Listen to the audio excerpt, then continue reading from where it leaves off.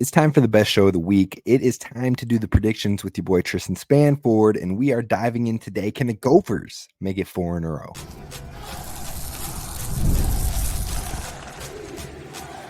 You are Locked On Golden Gophers, your daily podcast on the Minnesota Golden Gophers, part of the Locked On Podcast Network, your team every day.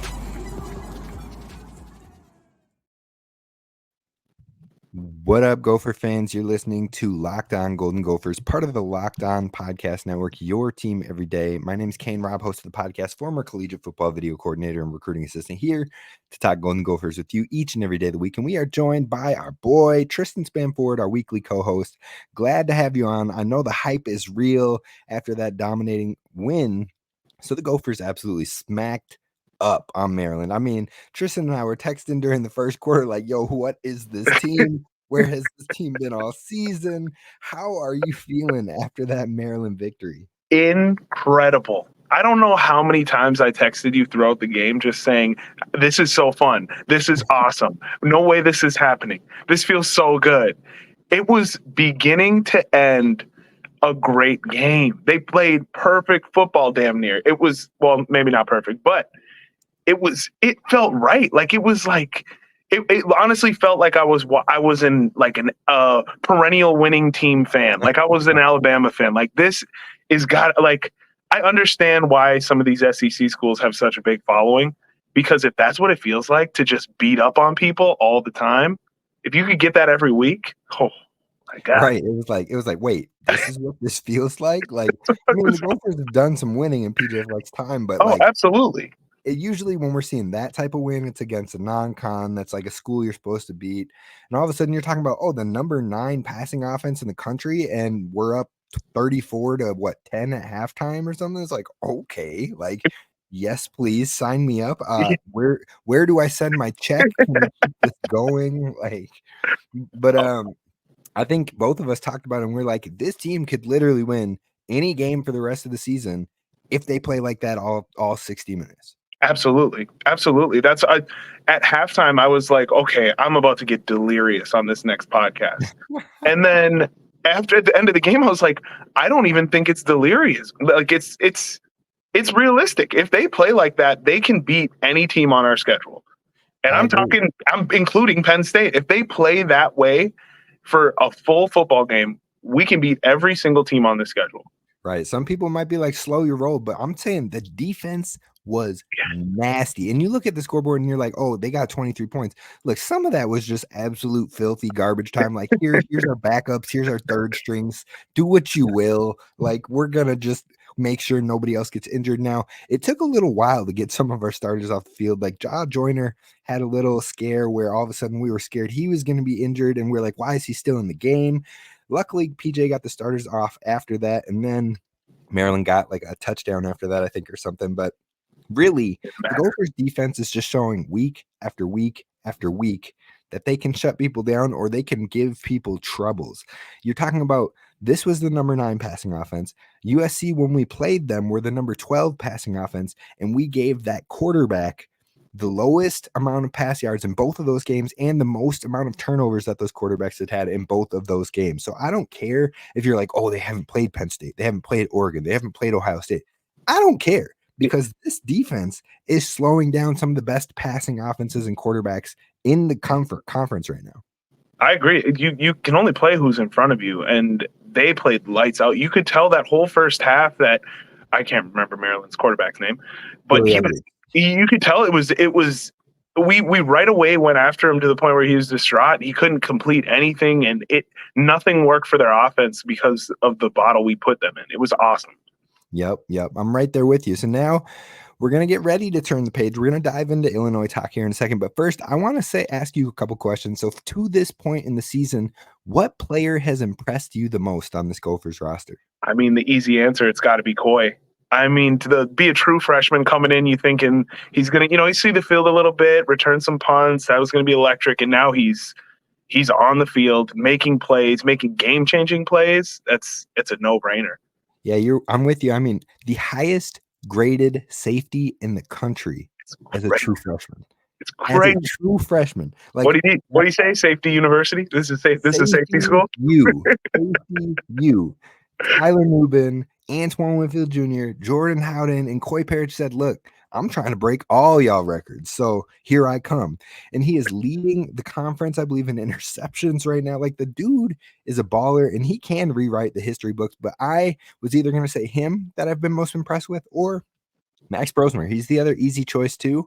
I mean, you looked at the first game, you were like, is he ready? Is he skittish? Is it too fast? And he was just getting adjusted.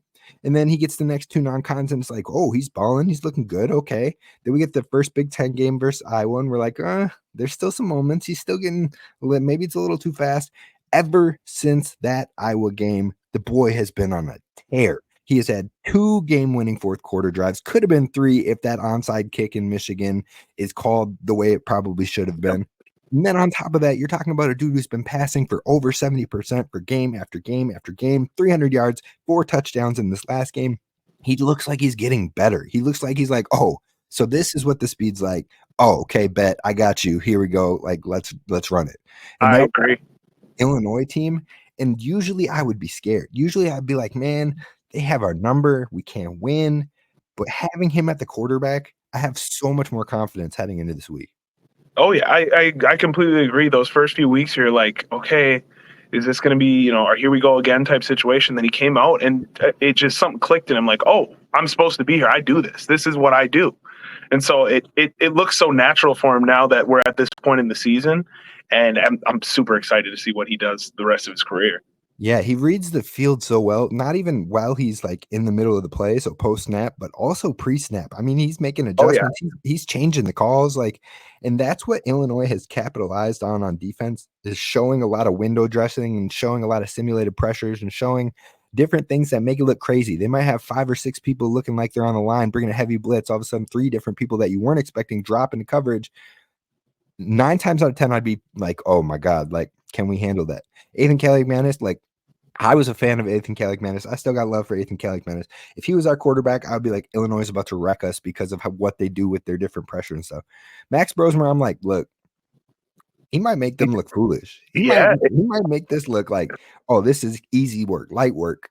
And not to mention also, I mean, our wide receivers this year aren't making his job that difficult either. Right. Like, they've looked great. Like, the route running has been excellent the last couple of weeks too, to where we're moving down the field better than I've ever seen. Like, these last couple of games have really shown so many glimpses of what the potential that we saw in the team. Right. Yep, I'm with you. Now, heading into the Illinois week, it feels like the vibes from Illini fans is a mixture of confidence and a bounce back after that ugly Oregon loss, and or another letdown game with Illinois possibly hanging their heads a bit. So I think overall this game is going to be critical for both teams, just how it sits in the schedule, how both of their records are looking. Illinois 6-2, Minnesota's 5-3. Illinois is currently 5th in the Big Ten. If Minnesota wins this game, I believe they move up to 5th because they'd have the tiebreaker and have the same record. So like, this is a big game. If you told me at this point in the season you beat Illinois and you're tied or you're in 5th in the Big Ten, only behind Penn State, Ohio State, Oregon, and Indiana, I might not have believed you on the Indiana front, but I digress. Of that, at this point in the season, when we're 9 games deep, I would have been like, yo, I'll take that all day of the week. Oh yeah, especially after those first 3 weeks, it was kind of like, oh man, like we had a shot and now we blew it. And it's crazy how without the divisions and stuff, everyone is kind of still alive as long as you're sitting where we're at. And so I'm so excited. I'm so confident in us this week. Even I think Illinois has played a lot of teams and they're a very good football team, but their wins aren't insane. And they have the losses they've had are the people they should have lost against. So I don't know. It is a weird spot. Like you said, it's for both teams. Yeah, you bring up 2 really interesting points. One, you brought up how, like, now that it's not the divisions, like, there's a lot of parity across the league. But the funny thing is, a lot of people were like, oh, the Big Ten West, those teams suck. Once we go to non-divisions, they're going to be at the bottom. They're going to stink. Everybody's going to be exposed. And now you find Minnesota in the conversation for 5th. You find Illinois in the conversation.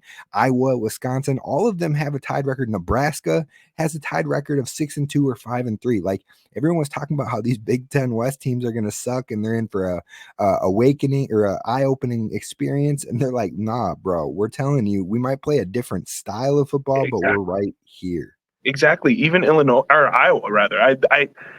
I don't like watching. I don't like Iowa, and I don't like watching them. But when you watch them play other teams, we'll run the ball down your throat. Like we are just going to ground and pound. It's a different style of football that comes out of the Big Ten West.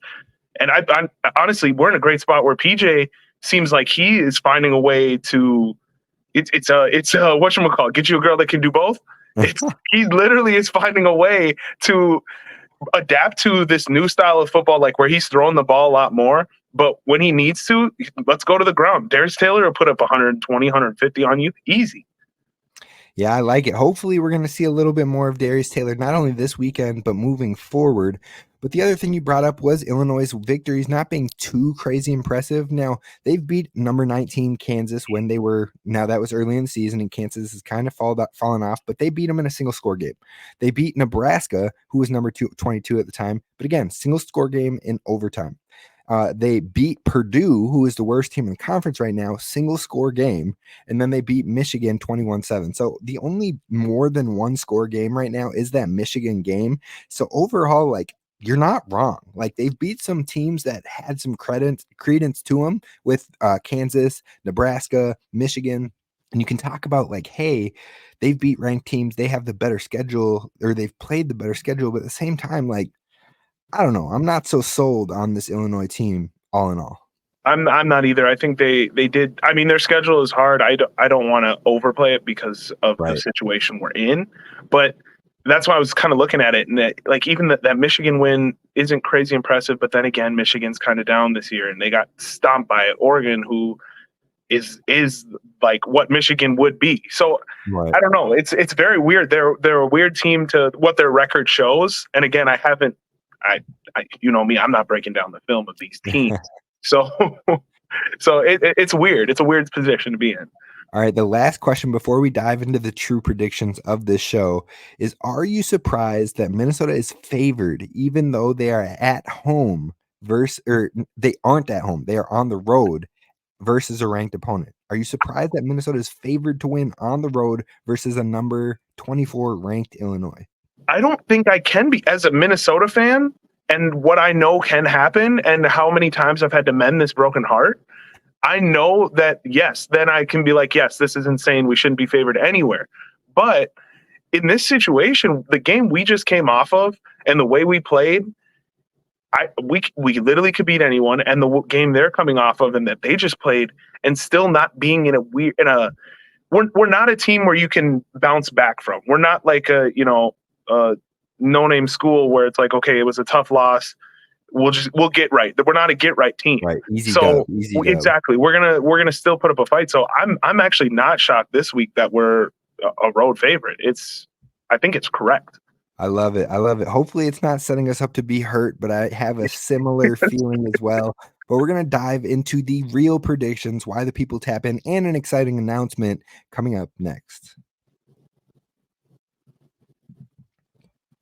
First, let's talk about our friends over at 5 Hour Energy, because our friends at 5 Hour Energy know that being a passionate football fan isn't just a hobby, it's a way of life, and it takes a lot of energy to power through the day, all day tailgates, the touchdown celebrations, or the agonizing second overtime, which is why they've created the Stan the Fan 5 Hour Energy shot with a special flavor called Fan Fuel, the energy shot made just for super fans like us, the fans who are the first in the parking lot and the last to leave. We see you. So right now, you're going to want to definitely get that Fan Fuel for your Gophers week against Illinois. It's an 11 a.m. game. So that means if you're going to tailgate, if you're going to go out with the fam, if you're going to get the barbecue going or anything like that. Now, I know we just had some snow, but you can still barbecue in snow, folks.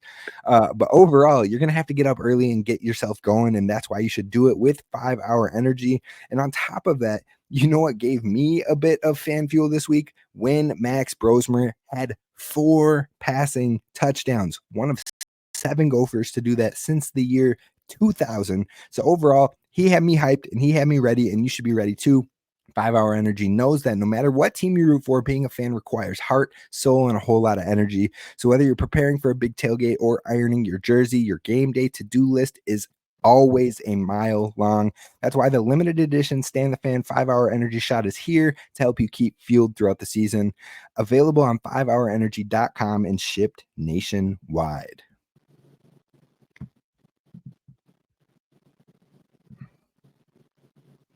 All right, Gophers fans, we're diving into the predictions now.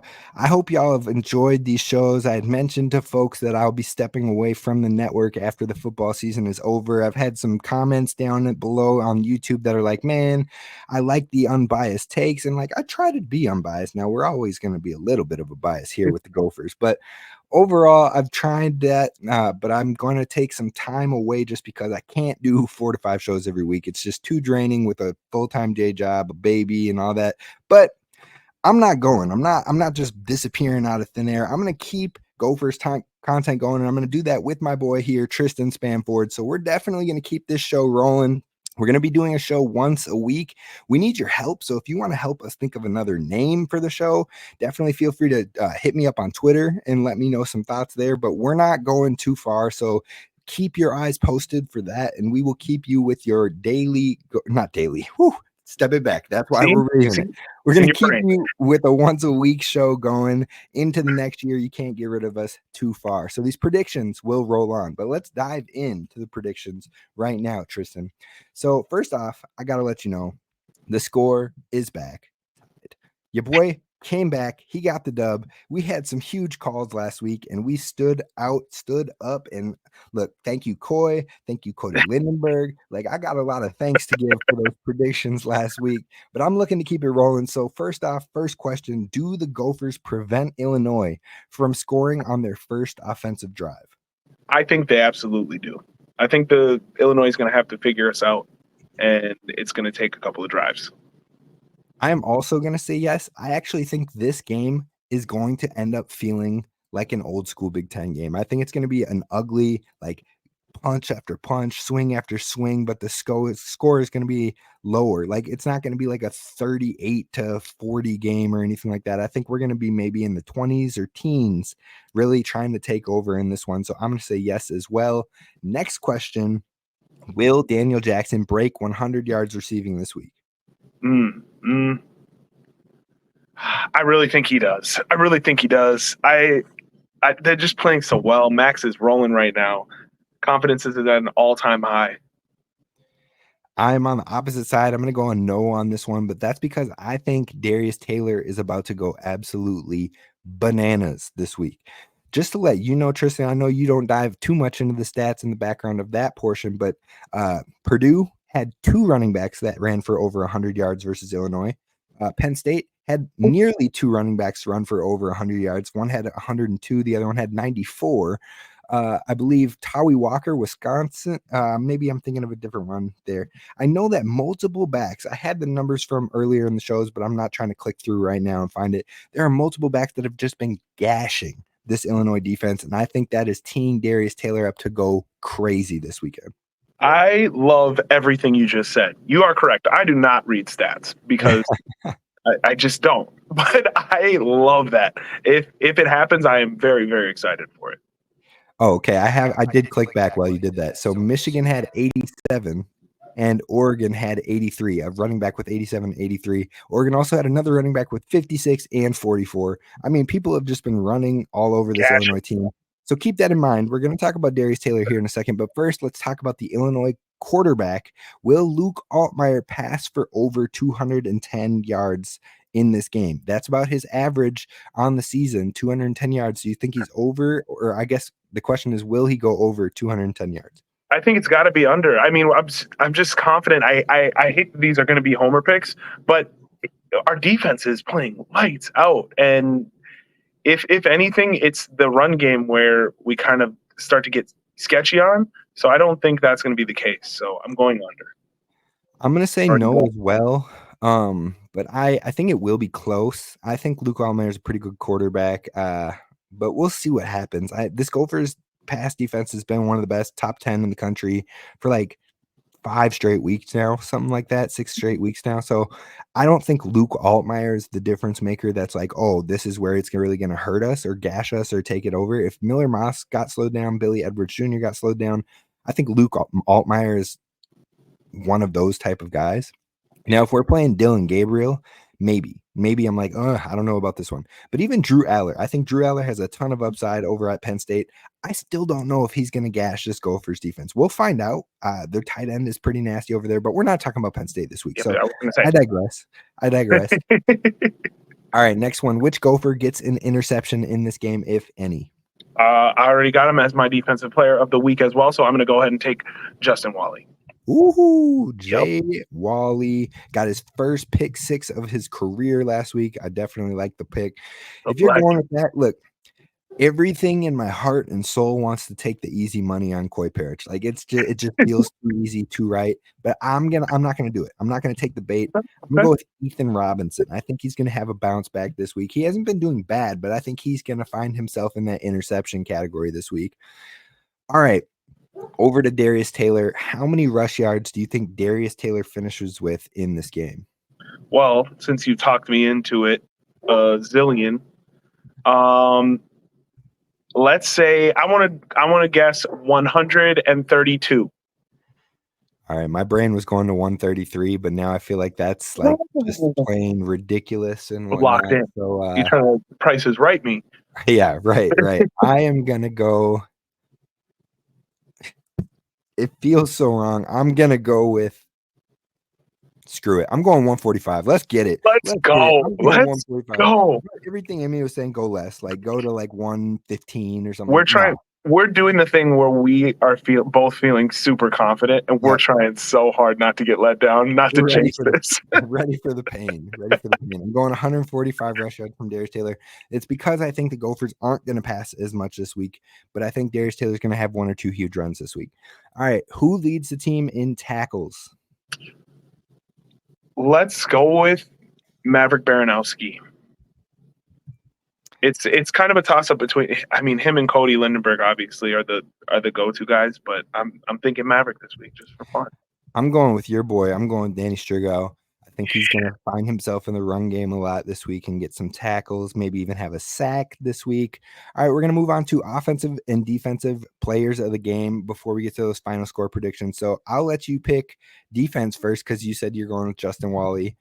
I am going to lock in and say Koi Parrish has a nasty game and he puts himself even further on the map. So I'm going to go with Koi Parrish. I really wanted to go actually with Devin Eastern. I think he's going to have a big game this week, but I can't stray from Koi Parrish and not having him on the board in some capacity this week. So we got to get him in as the defensive player of the game. Are we going to have to print up some Koi Parrish for Heisman? Right. It might be that time. We get some t-shirts rolling. All right. Who do you got for your offensive player of the game this week? So you gave me Darius Taylor. And, oh, man, do I want to go away from him? Yeah, give me Darius Taylor. I need a win. I got to get a win. All right. I'm going to go. I don't know what I'm going to go with here. I'm going to go with the other running back just in case. I'm going to go with Marcus Major. Now, I just told you. That's who I had written down. Okay. I just told you that they've given up over 100 rushing yards to 2 running backs on Purdue and almost 2 on Penn State. So, look, Marcus Major can get in there and get something Everybody can eat. Everybody can eat. We got a buffet going on over here. All right. It's that time. What is your final score prediction for this one? Like you said, the number I had written down, 24-14, a old school Big Ten slugfest. All right, I see your 24-14, and I am going to go 20-10. 20-10. Okay.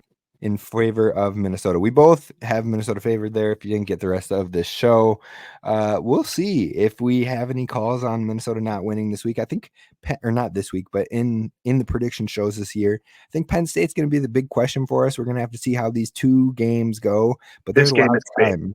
Yeah, this game is big for how irrational I get on the Penn State game. We will see how morale goes, but we're not done with the show. We have a shorter segment coming up for you next where we're going to dive into the biggest worry for this Illinois game. We'll talk about that next. first, we got to talk about a word from our friends over at FanDuel, because right now, FanDuel is trying to get you in on the action with America's #1 sportsbook, because right now, new customers get when you bet $5, you get $150 in bonus bets if you win. So you can go over to the FanDuel Sportsbook app, and it gives you everything you need to know to place live bets on the NFL, college football, college basketball, which will be here before you know it, all in one place. So when you get a hunch in the middle of the game, you can check out the latest stats, view a live play-by-play, and so much more on the same page where you place your bets. So visit FanDuel.com today, and you can take a look at that Minnesota line, because like I said, they are favored in this one. Earlier this week, it was by 2.5 points. Now it's by 3.5 points. So you want to get in there before that gets too big. Now, Tristyn and I both have them Minnesota winning by 10 points. So we would slam on that line. You can as well. And when you win a $5 bet, you get $150 in bonus bets. That's FanDuel.com. We'll see you there. FanDuel, official sportsbook partner of Locked On.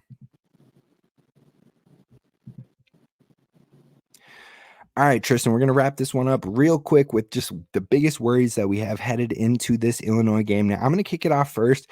My biggest worry are two things I had talked about earlier this week. And the biggest one for me, I think, is probably being outcoached. Being outcoached has just seemed to happen a lot in this matchup. Brett Bielema always has one or two plays, one or two calls where it's just like, it's the difference.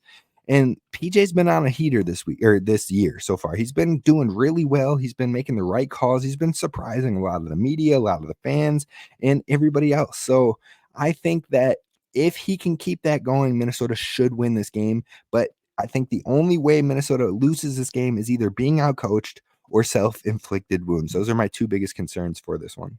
Yeah, that's player wise, like in numbers and statistic wise, after that last game, it's hard to find something to be concerned about because you just hope that they play that well again. So like mentally, it's got to be a business trip. Like these guys have to look at it as, okay, we're 5-3. Like we've rattled off a couple of wins now, but we are by no means in the national champion conversation. So there's no reason we need to get overconfident. So stay level headed. And not going into it thinking, okay, we're somebody now, right. And really like lock in. That would be my biggest concern, is being like, we played a perfect football game before, we can do it again with our eyes closed. I feel you. All right, so then what gives you confidence in this game? All 42 minutes of Maryland, all whatever 60 minutes of Maryland. The film gives me confidence. We just looked so well. It seemed. When we're watching it, it looks like you're watching a team full of guys who have played together for 5 years. They all look like redshirt seniors on that field. And I think if they go into it with that same mind state, I think we will be extremely successful. I'm with you. I think the thing that gives me the most confidence is seeing how this Illinois team has been against the run. Now, the Gophers' run defense has been like scary to open up this season. I believe we're in like the 80s, the 70s, and what have you. But they've turned it around a lot. They're 38th in the country right now. So they've definitely done some improving on the ground game on defense for the Gophers side of things. But Illinois is still in that like 70s, 80s range as a run defense. And then you look at multiple games where they've had almost multiple running backs running for 100 yards, and you look at Darius Taylor ready to eat. I mean, this dude, his missed tackles forced, his balance, his vision, his just everything looks like he is ready to just make a name for himself. And he already has a name for himself, but he hasn't had that one game yet. He's had a couple games where he's just been an absolute dog this year, but he hasn't had the Darius Taylor game. And I think that is coming. It could be this week. It could be next week versus Rutgers, but I think one of these games is going to be the Darius Taylor game, and that is what gives me confidence is this run defense. Love it. All right, I got two random questions to wrap this one off, things we haven't talked about before, but what is your level of hype if Minnesota makes it 4 straight wins by beating Illinois this week? Brother, it's going to be ridiculous. I'm going to be telling people how badly we're going to beat Penn State. I'll be banging on doors to try to figure out how we can get this team ranked, why we're not in the playoffs. If we can if we confidently beat these next teams, I'm all in. If they play the way that we played last week, there's no reason. I'm not crazy for being that way.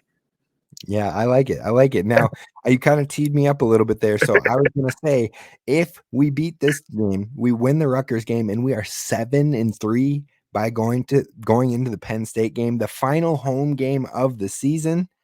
One, what do you think the environment would be like here in Minnesota heading into that final home game? And then two, how pissed are we going to be that we dropped that North Carolina game by 2 missed field goals? I need to know your thoughts here. It will sting. That one's going to hurt. That's actually a new form of hurt for us, is that we're going to have to think about a game that was in the first week that killed us. It's not a devastating breaking loss in the moment. The environment at the bank is going to be crazy. It's going to be electric. I can think back to the last Penn State game at home, and it is just, when everybody is there and it's cold too. Something about the environment there when it's cold, everyone's up the whole time, everyone's moving around because everyone's subconsciously trying to stay warm. Yeah. It's just, it's such a great feeling. There's nothing like it. Is it a night game? Do we play them at night? I don't think the time is scheduled yet, so it's still TBD. But I think if it's a 7-3 Gophers versus a undefeated or one loss Penn State team at that time, I definitely think it's going to find a prime slot at some point. But you brought up a great point with the cold too. I didn't even think about that. By the time we hit that, we are late November. I would think it's the 23rd or something like that. So it's going to be cold, and that could be maybe advantageous for Minnesota. We'll find out. But hopefully we're talking about the Gophers being 7-3. But first, let's talk about the Gophers beating this Illinois team, and we will have you covered next week with the prediction show against Rutgers. And that's going to be a fun one. We're going to be talking about that old QB, old coordinators. Look, let's get this dub. Let's talk about Rutgers. We'll see you then. And if you have any ideas on the show name for our future show, hit me up over on Twitter at Gophers Kane Rob. Until next time, row the boat, Sky Go Gophers, as always. And please don't forget to hit subscribe.